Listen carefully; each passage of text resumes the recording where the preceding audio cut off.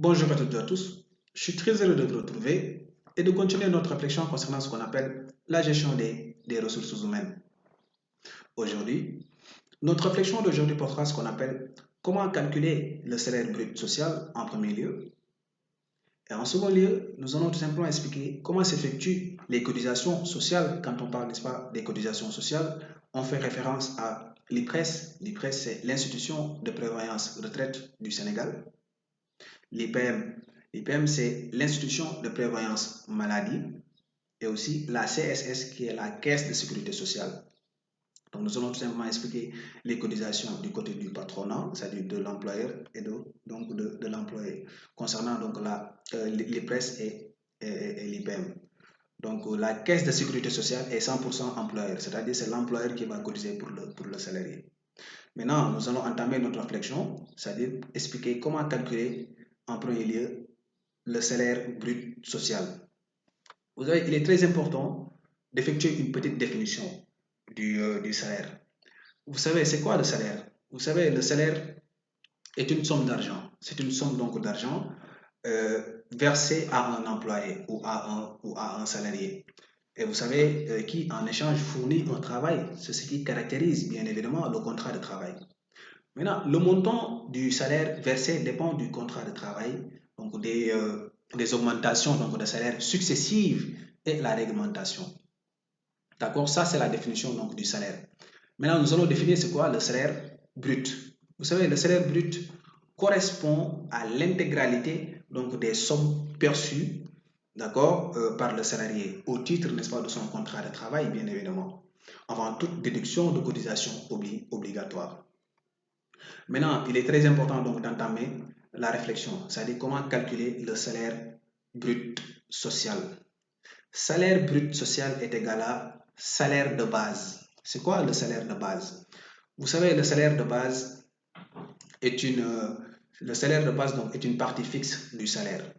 D'accord? C'est une partie fixe donc du salaire.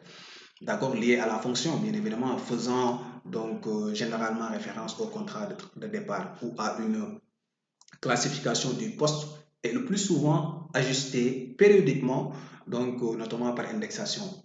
D'accord? C'est ça qu'on appelle salaire de base. Maintenant, plus sur salaire. C'est quoi sur salaire? Vous savez, sur salaire, le sur salaire, c'est le supplément, n'est-ce pas, au salaire. Ce qui vient s'ajouter, n'est-ce pas, au salaire. C'est ça qu'on appelle sur salaire. Plus prime d'ancienneté, bien prime de fidélité. Si vous allez dans d'autres entreprises, on parle, n'est-ce pas, de prime de fidélité. Attention à la prime d'ancienneté. La prime d'ancienneté est octroyée aux salariés qui ont effectué plus de 2 ans au sein, n'est-ce pas, de l'entreprise. Si un salarié effectue plus de 2 ans, dans ce cas, à partir de la deuxième année, on va appliquer 2% sur son salaire brut social. Si un salarié n'effectue pas plus de 2 ans, s'il effectue 1 an et demi, on ne va pas appliquer la prime d'ancienneté, on ne va pas appliquer le pourcentage. Il faut que tout simplement qu'il effectue à partir de la deuxième année. La loi 45 est très claire. À partir de la deuxième année, donc on va tout simplement appliquer donc, le pourcentage, c'est-à-dire les 2%, troisième année 3%, quatrième année 4%, jusqu'à la 25e année. Donc à la 25e année, on va appliquer 25%. C'est très important. Plus maintenant, heures supplémentaires. Maintenant, il est très important donc d'expliquer comment calculer les heures supplémentaires. Vous savez, la loi dit dans le Code du travail, l'article 135 du Code du travail sénégalais fixe ce qu'on appelle la durée légale hebdomadaire, n'est-ce pas, de travail, qui est de 40 heures par semaine. 40 heures par semaine. Maintenant, si le travailleur effectue des heures qui sont au-delà, n'est-ce pas, de la durée légale, telle que définie par l'article 135, c'est considéré comme étant des heures supplémentaires. Maintenant, dans ce cas, le salarié a droit à une rémunération, donc des heures supplémentaires, selon, n'est-ce pas, le calendrier. La loi a fixé ce qu'on appelle 2%, deux taux. Il y a ce qu'on appelle 110%, il y a ce qu'on appelle 135%.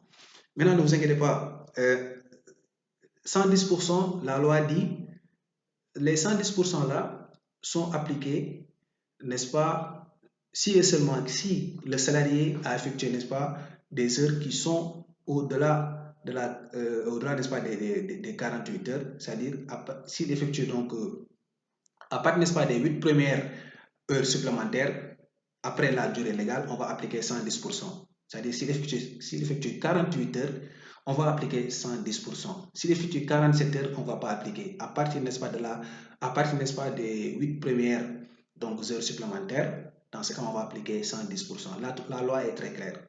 Comment calculer maintenant n'est-ce pas, ce taux-là? Vous savez, depuis le 1er janvier 2019, le SMIC horaire est passé de 317,313 francs CFA. Et au mois de décembre 2019, ça va tout simplement connaître une augmentation donc de 333, voilà. Maintenant, actuellement, le SMIC horaire, c'est-à-dire le salaire horaire est de 317,313 francs CFA. Comment va-t-on calculer cela?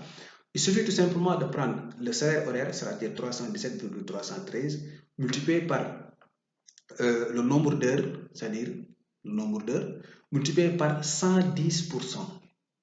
Le tout, ça va donner ce qu'on appelle donc le nombre d'heures, c'est-à-dire le salaire concernant les heures supplémentaires. Maintenant, il y a ce qu'on appelle 135%. Vous savez, les 135% là sont appliqués si et seulement si le salarié effectue ce qu'on appelle, voilà, à partir, n'est-ce pas, de la 48e heure, ou bien au-delà de la 48e heure, la loi dit au-delà de la 48e heure, d'accord, dans une semaine, dans ce cas, on va appliquer 135 heures, c'est-à-dire 49e heure, 50e, etc., 51e. Voilà, dans ce cas, on va appliquer 135%. S'il dépasse les 48 heures, dans ce cas, on va appliquer 135%. Maintenant, comment va-t-on calculer cela? C'est la même chose avec la même démarche que je viens tout simplement d'expliquer. On va prendre le salaire horaire, c'est-à-dire 317,313, multiplié par le nombre d'heures, multiplié par 135%. Le tout, ça va donner ce qu'on appelle les heures supplémentaires, c'est-à-dire la somme. Maintenant, plus ce qu'on appelle prime ou indemnité à caractère donc de salaire. Prime ou indemnité à caractère de salaire. On ne connaît pas les primes, il y a ce qu'on appelle prime de congé, prime, etc., etc., les indemnités, etc., etc., que ce soit avantage en nature. Voilà. Et aussi, moins retenu pour absence donc non, retenu donc pour absence non justifiée. Si le salarié a effectué donc des absences qu'il n'a pas justifiées, on va défalquer ça sur son salaire. D'accord? Voilà, c'est ce qui va donner tout simplement le salaire brut social.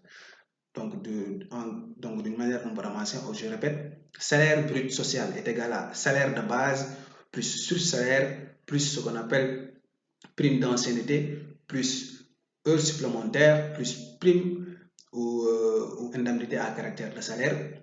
Maintenant, moins retenu pour absence non justifiée, ça donne, n'est-ce pas, le salaire brut social.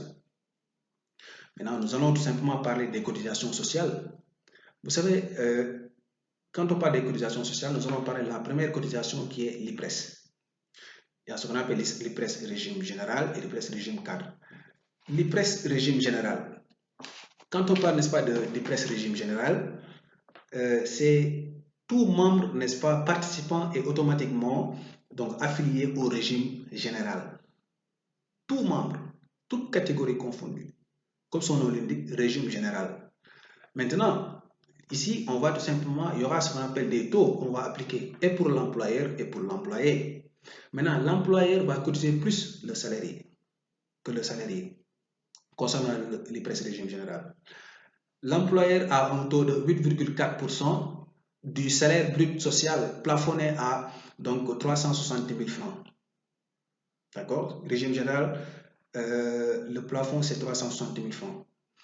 Maintenant, le salarié a un taux de 5,6%, il a un taux, n'est-ce pas, de 5,6% du salaire brut social. Donc, c'est plafonné à 360 000 francs.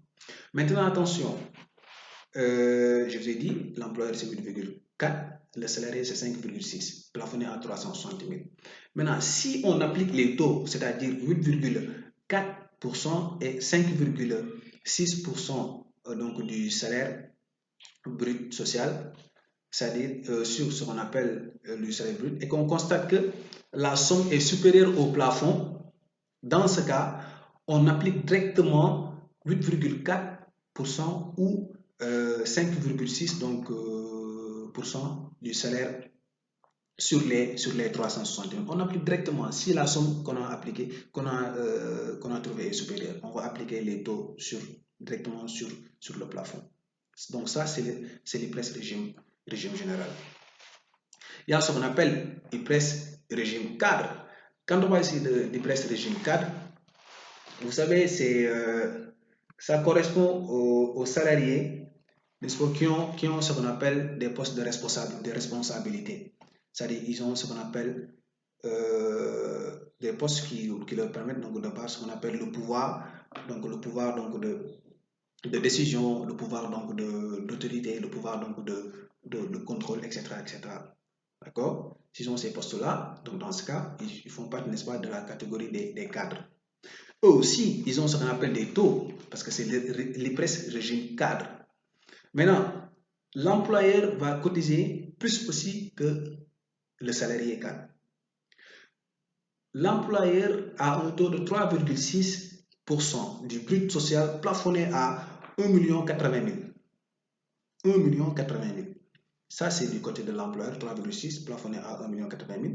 Du côté donc du salarié, le salarié, c'est 2,4% du brut social plafonné à 1 million, donc à 1 080 000. D'accord? Donc ça, c'est l'IPRES régime cadre. Donc, vous allez comprendre que du côté, n'est-ce pas, l'IPRES, que ce soit régime cadre ou régime général, le salarié, l'employeur cotise plus que le salarié. Le patronat cotise plus que le salarié. Donc ça, c'est l'IPRES régime général et l'IPRES régime cadre. Nous allons parler, n'est-ce pas, de l'IPM. Vous savez, l'IPM, institution de prévoyance maladie, comme son nom l'indique, prend en charge, n'est-ce pas, des salariés qui sont malades, voilà, qui sont en état donc qui sont malades et qui ne peuvent pas en tout cas effectuer, n'est-ce pas, leur travail. Donc dans ce cas, il y aura ce qu'on appelle une prise en charge, une prise donc en charge. Maintenant, la loi dit, donc le décret dit, c'est à part, n'est-ce pas, égal. C'est-à-dire l'employeur et l'employé vont cotiser, ils ont, n'est-ce pas, le même taux, c'est-à-dire 7,5%, parce que c'est 15%. Si vous divisez par 2, ça va donner donc 7,5. L'employeur a un taux de 7,5, l'employé a un taux de 7,5. D'accord? Maintenant, du brut social, bien évidemment, et c'est plafonné à 250 000 francs CFA. Donc, ça, c'est l'IPM. D'accord?